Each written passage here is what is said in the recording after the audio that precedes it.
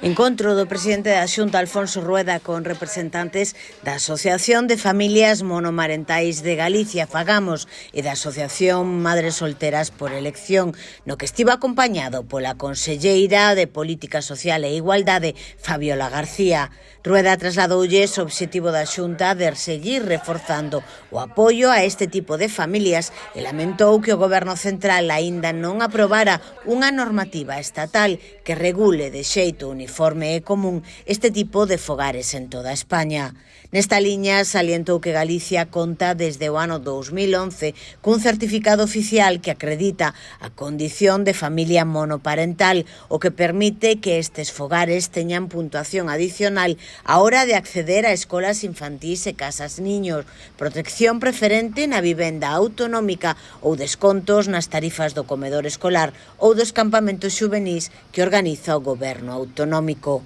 O vindeiro 1 de xaneiro entrará en vigor a nova bonificación fiscal para as familias monoparentais de Galicia que adquiran unha vivenda usada grazas á modificación do imposto de transmisións patrimoniais impulsada pola Xunta. Esta baixada de impostos, que pasa do 8% ao 3% para estas familias e mesmo pode chegar ao 0% no caso de zonas pouco poboadas, non se aplicará na compra de vivenda nova, dado que esta operación tributa no imposto sobre o valor engadido. Sí, yo siempre